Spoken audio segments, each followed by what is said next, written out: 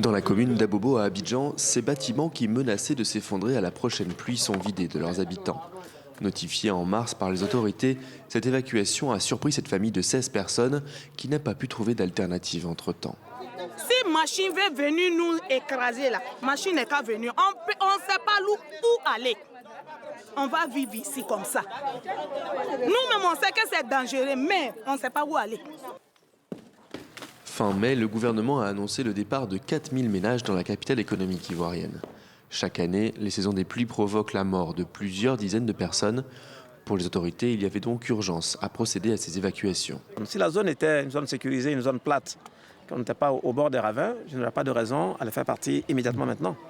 Ceux qu'on fait partir immédiatement, c'est ceux qui sont, comme vous le voyez vous-même, qu'on ne peut pas laisser là en tant que gouvernement responsable.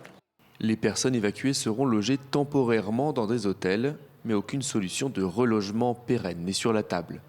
Les habitants des 54 zones à haut risque identifiées à Abidjan risquent donc eux aussi de subir le même sort. Une situation que dénonce cette association de défense des droits de l'homme qui accompagne depuis des années ces opérations d'évacuation. Les populations sont très inquiètes. Ce sont des milliers de familles encore qui seront dans la rue très bientôt, qui seront les sans-abri. La décision de loger des personnes dans les hôtels, nous pensons qu'ils n'arrivent pas à régler le problème.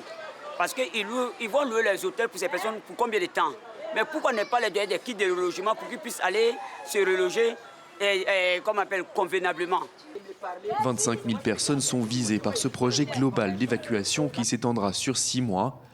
L'association Colombivoire attend encore la liste exacte des sites concernés.